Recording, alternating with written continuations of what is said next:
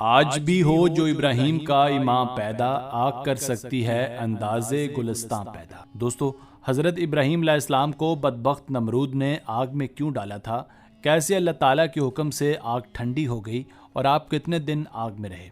آج کی ویڈیو میں ہم آپ کو ابراہیم خلیل اللہ علیہ السلام کے آگ میں ڈالے جانے والے واقعے کی تفصیل بتائیں گے، تو ہمارے ساتھ رہیے گا۔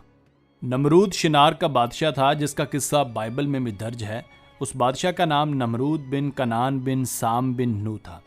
اس کا پایہ تخت بابل تھا۔ اس کے نسب میں کچھ اختلاف بھی ہے۔ حضرت مجاہد فرماتے ہیں کہ دنیا کی مشرق و مغرب کی سلطنت رکھنے والے 4 ہوئے ہیں، جن میں سے 2 مومن اور 2 کافر۔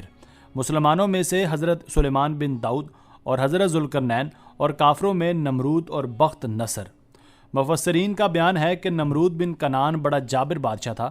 سب سے پہلے اسی نے تاج شاہی اپنے سر پر رکھا۔ اس سے پہلے کسی بادشاہ نے تاج نہیں پہنا تھا۔ یہ لوگوں سے زبردستی اپنی پرستش کراتا تھا۔ کاہن اور نجومی اس کے دربار میں بکثرت اس کے مقرب تھے۔ نمرود نے ایک رات یہ خواب دیکھا کہ ایک ستارہ نکلا اور اس کی روشنی میں چاند، سورج وغیرہ سارے ستارے بے نور ہو کر رہ گئے۔ کاہنوں اور نجومیوں نے اس خواب کی یہ تعبیر تھی کہ ایک فرزند ایسا ہوگا جو تیری بادشاہی کے زوال کا باعث ہوگا۔ یہ سن کر نمرود بے حد پریشان ہو گیا۔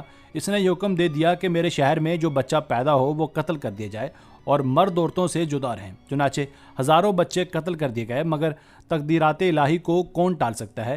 اسی دوران حضرت ابراہیم علیہ السلام پیدا ہو گئے اور بادشاہ کے خوف سے ان کی والدہ نے شہر سے دور پہاڑ کے غار میں ان کو چھپا دیا۔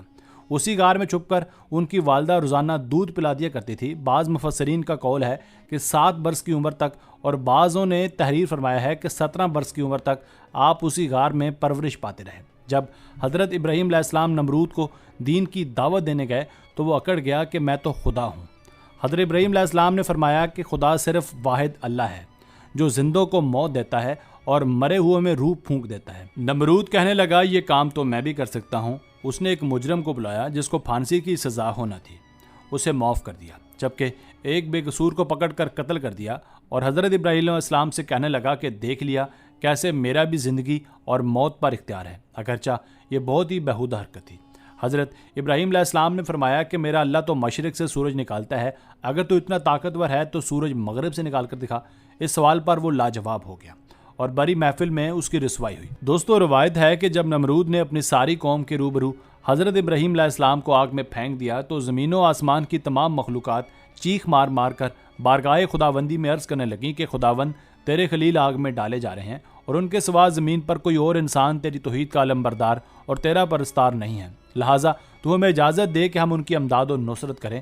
تو اللہ تعالیٰ نے فرمایا کہ ابراہیم میرے خلیل ہیں اور میں ان کا معبود ہوں، تو اگر حضرت ابراہیم علیہ السلام تم سبھی سے فریاد کر کے مدد طلب کریں تو میری اجازت ہے کہ تم سب ان کی مدد کرو، اور اگر وہ میرے سوا کسی اور سے کوئی اور مدد طلب نہ کریں تو تم سب سن لو کہ میں ان کا دوست اور حامی و مددگار ہوں، لہٰذا تم اب ان کا معاملہ میرے اوپر چھوڑ دو۔ اس کے بعد آپ کے پاس پانی کا فرشتہ آیا اور کہا کہ اگر آپ فرمائیں تو میں پانی برسا کر اس آگ کو بجھا دوں۔ پھر ہوا کا فرشتہ حاضر ہوا اور اس نے کہا کہ اگر آپ کا حکم ہو تو میں زبردست آندھی چلا کر اس آگ کو اڑا دوں۔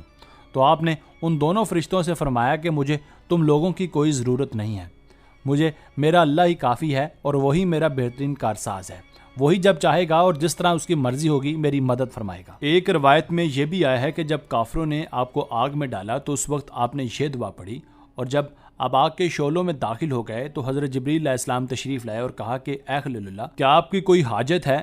تو آپ نے فرمایا کہ تم سے کوئی حاجت نہیں ہے۔ تو حضرت جبریل علیہ السلام نے کہا پھر خدا سے ہی اپنی حاجت عرض کیجیے۔ تو آپ نے جواب دیا کہ وہ میرے حال کو خوب جانتا ہے، لہٰذا مجھے اس سے سوال کرنے کی کوئی ضرورت نہیں ہے۔ اس وقت حضرت ابراہیم علیہ السلام کی عمر شریف 16 یا 20 برس کی تھی۔ اس بارے میں آپ کتنی مدت تک آگ کے اندر رہے 3 اقوال ہیں، یعنی مفسرین کا قول ہے کہ 7 دنوں تک آپ آگ کے شعلوں میں رہے، اور بعض نے یہ تحریر کیا کہ 40 دن رہے، اور بعض کہتے کہ 50 دن تک آپ آگ میں رہے۔ یہ اللہ تعالیٰ ہی بہتر جانتا ہے کہ صحیح قول کیا ہے۔ اللہ کے حکم سے آگ ٹھنڈی ہو گئی اور حضرت ابراہیم علیہ السلام آگ میں بالکل محفوظ رہے۔ اس واقعے سے ان لوگوں کو تسلی ملتی ہے جو باطل کی طاغوتی طاقتوں کے بالمقابل استقامت کا پہاڑ بن کر ڈٹ جاتے ہیں۔ تو بس یہیں تک تھی آج کی ویڈیو۔ آپ کا اس کے بارے میں کیا کہنا ہے ہمیں کمنٹ سیکشن میں لازمی بتائیے گا۔ اگر ویڈیو پسند آئی ہو تو ویڈیو کو لائک کر کے چینل کو بھی